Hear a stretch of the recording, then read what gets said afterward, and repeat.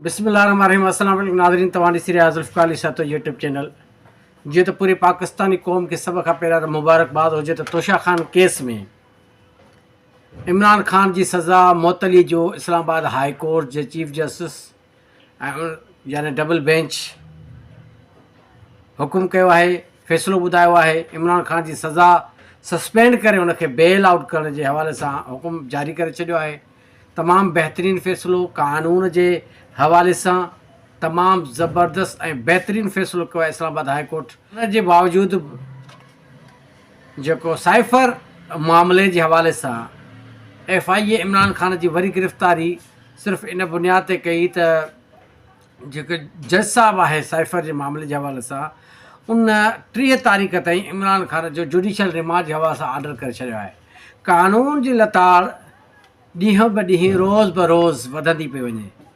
जेको शख़्स जवाबदार अदालत जे साम्हूं पेश न थिए रिमांड जे हवाले सां, अदालत सॻोरी बिना हुन जे फिज़िकल प्रेज़ेंस जे हवाले सां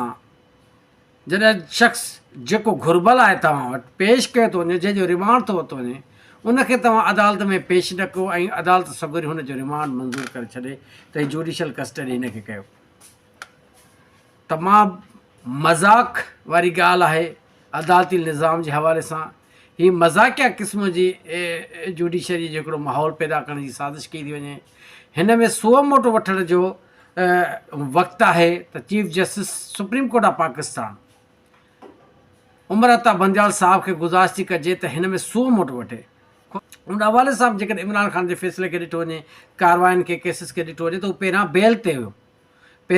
ते हुयो। हू जॾहिं जेल में अंदरि वियो साहिब इन जे तोशा ख़ान केस जे हवाले सां, उनजी गैर मौजूदगीअ जे हवाले सां उनजूं बेलियूं रद्द कयूं वियूं। छा इहो क़ानून में इन शइ जी गुंजाइश आहे त हिकु शख़्स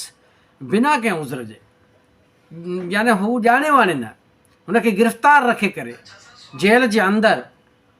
केस में गिरफ़्तार करे हुनखे सज़ा ॿुधाई हुई, जेके हुनजे मथां मुक़दमा हुया जिन में हू बेल ते हो, प्री अरेस्ट थियो ऐं हू अञा ताईं जेल में आहे, त हुनजी पोयां उहे अदालतूं उनखे ख़बर जे बावजूदि अदालतुनि खे, ट्रायल कोर्ट खे, जेके बेल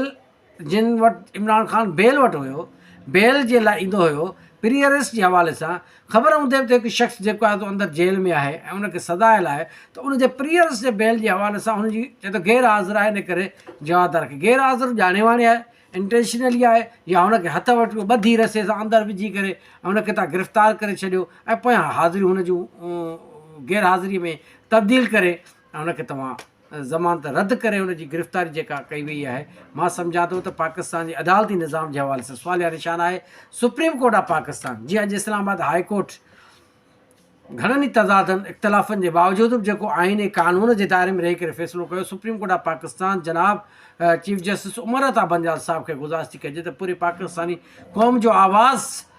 सम्झी करे हू इन सुओ मोटो वठे इमरान ख़ान खे सुभाणे प्रोडक्शन आर्डर जे हवाले सां घुराए करे इन सॼे कारवाइनि खे ख़तमु करे, जितां उहो गिरफ़्तारी जे हवाले सां हुनजो पहिरियों माहौल हुयो, यानी तोशा ख़ान केस में जीअं 5 तारीख़ खां पहिरियों जी इमरान ख़ान सभिनी केसनि जे हवाले सां अदालतुनि में ज़मानतुनि जे हवाले सां पेश थींदो रहियो, अहिड़ो ई हुकुम सादिर करे इमरान ख़ान खे आज़ादु करण जे हवाले सां हुकुम जारी करे पूरे पाकिस्तानी क़ौम खे इंसाफ़ जे हवाले सां उमेदु ॾियणु फ़रमाईंदा। तव्हांजी वॾी महिरबानी।